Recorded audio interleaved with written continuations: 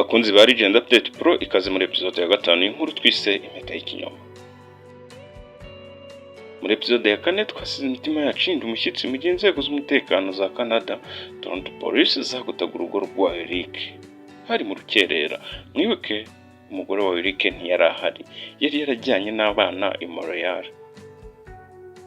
Mu gihe inzego z'umutekano zagutaga urugo rwa Eric, zakoresheje indangururamajwi zigira ziti open the door right now, police.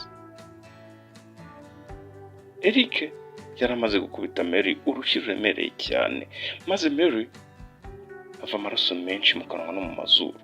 Mu gihe ibyo byarimo biba, nibwo polisi yahise igota urugo.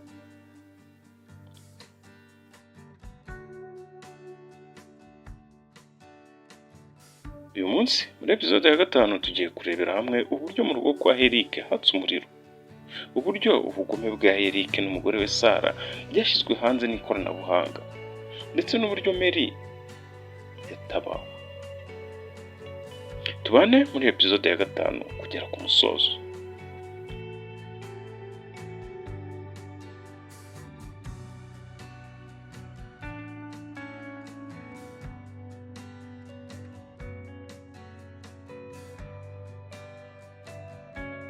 Niba hari ubwa mbere ugeze kuri Legend Update Pro, wakanda subscribe.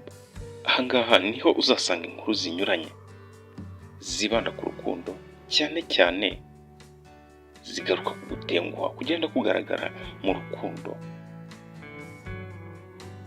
Niba ari ubwa mbere ugeze aha, nibutsa gukanda subscribe. Niba dusanzwe tubana, wakanda like, ndetse wanasangiza abandi inkuru niba wayikunze.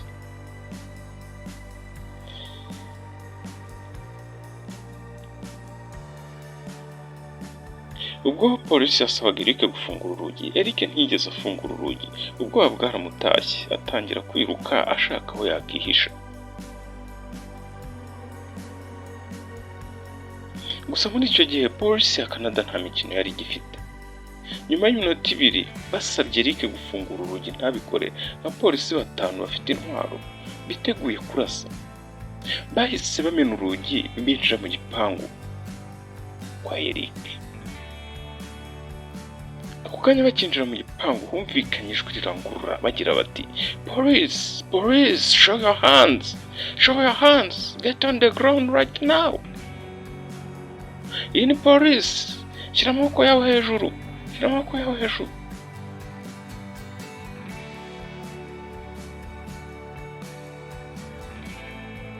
Eric ntabwo yigeze yigaragaza, ndetse nkanamanika amaboko bamute muri yombi kuko nicyo cyabagenzaga. Ahubwo Eric yafatiwe mu kadirishya gato cyane ashaka gutoroka. Bahise bamuvana mu ako kadirishya maze bamwambika amapingu. Wa musore w'ishema, wa musore wo kuri Instagram, wa mugabo w'amagambo aryohereye, wa mugabo wa Sara watotezaga Mary, yararize asaba imbabazi, ashengurwa n'ubwoba, atakambira polisi ngo bamubabarire. Mu gihe Eric yafatwaga, undi mupolisi yahise abona umuryango ugana muri basement.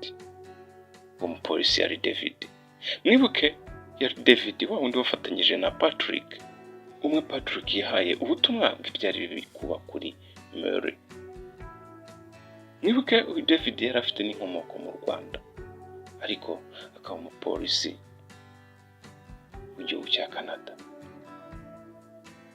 David yahise amanuka akurikiye yanzira we muri basement, maze akingura umuryango wa basement yihuse cyane kuko hari amakuru yibanze yari afite ku byaberaga muri urwo rugo.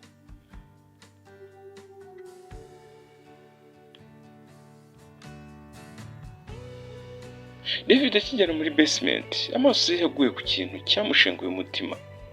Ni Mary. Mary yari aryamye hasi mu maraso, umubiri we wose wahindanye. Umubiri wari wahindanye kubera yari amaze gukubitwa na Eric, ndetse hari n'imbeho ikabije cyane. David yahise apfukama iruhande rwa Mary, amufika ikoti rye rya gipolisi riri mu bushyuhe, maze amubwira mu rurimi rw'ikinyarwanda cy'iwabo ati, Mary, humura cyane mwana w'i Rwanda. Nitwa David, ndi umupolisi hano. Patrick yabonye ubutumwa bwawe. Uri mu maboko meza. Ubutabazi bwakugezeho.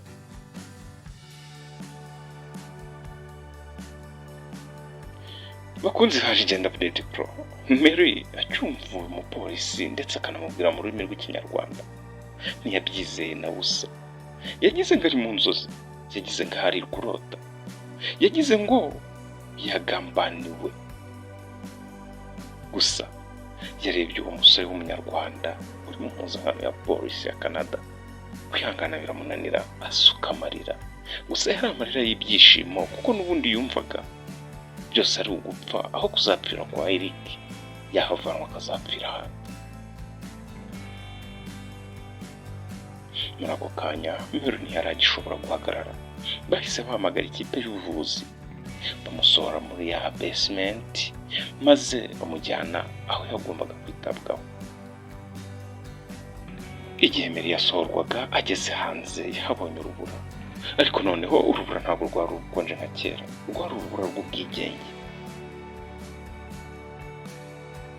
Hanze kandi yabonye Eric bamushyize mu modoka ya polisi, yambaye n'amapingu.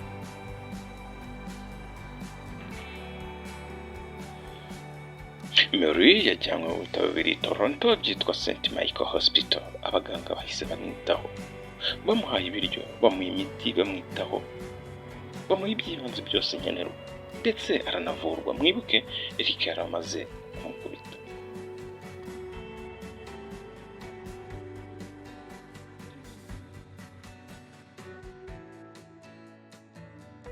Bigeze mu masaha y'igitondo, icyo gihe Muri yaraye mu bitaro. Urugi rw'icyumba Muri yari yarayemo rwarakingutse. Hinjiye umusore ufite amaso yuzuye impuhwe n'agahinda. Uwo musore yari Patrick. Patrick akigera muri icyo cyumba Muri yarimo, yamurebye mu maso abona ibikomere. Patrick amarira yaje mu maso. Muri nawe amubonye, anabwiwe ko ari Patrick, yahise amuramburira amaboko.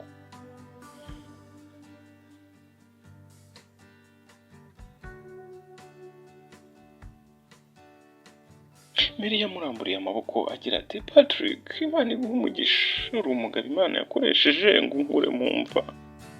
Nari naramaze kwakira ko napfiriye muri Canada, ariko Imana igukoreyemo ndazutse. Patrick, urakoze kunzura.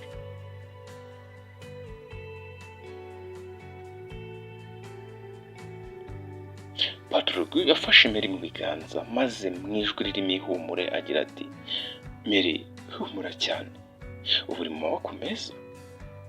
Ikindi nakubwira, ubu Eric arafunzwe, kandi ubutabera bwa Canada bugiye kumwereka ko gukoresha umuntu ucakara ari icyaha gikomeye, ari icyaha kitihanganirwa hano muri Canada.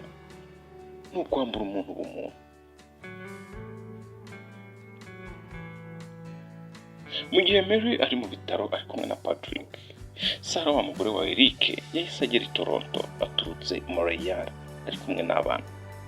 Mwibuke aha hari mu rukerera rw'umunsi wakurikiye urukerera Eric yatawe muri yombi, ndetse na Muri akajyanwa kwa muganga. Sarah wa mugore wa Patrick akigeriwe mu rugo ntiyinjiye mu nzu kuko yaguye mu kantu amaze kubona ko inzu ye ifite ibimenyetso bya polisi, ibizwi nka police tape, bibuza abantu kugera aho hantu. Sarah yahise anamenya ko umugabo we yafunzwe kuko yahamagaraga telefone ye ntiyitabwe. Gusa icyo Sarah atarazi, ntabwo yari azi ko ikoranabuhanga rya polisi ryerekanye amashusho yose y'uburyo Sarah ubwe yakubitaga Muri, akamutoteza, akamukorera ibi byose bidakwiye kukiremwa muntu.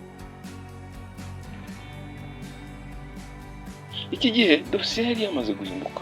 Polisi ya Canada yari irimo ishakisha Sarah ngo nawe imute muri yombi ku byaha afite mu bufatanyacyaha bya human trafficking and abuse.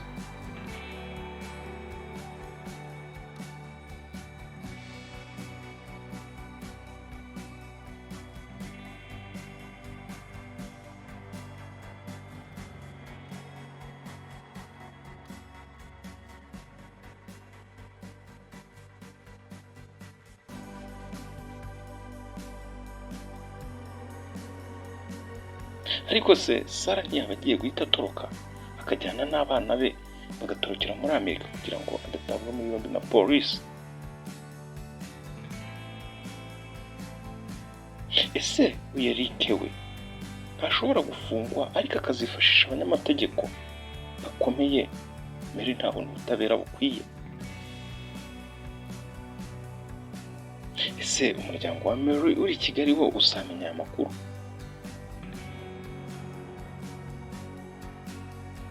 Bakunze ba Rwanda Bet Pro, muzacikwe na episode ya 6. Niba kunze iyi nkuru wayisangiza abandi. Niba twabanye kugera ku musozo, wakoze cyane. Ntiwibagirwe gukanda subscribe niba utarabikora. Tuzahure mu nkuru itaha.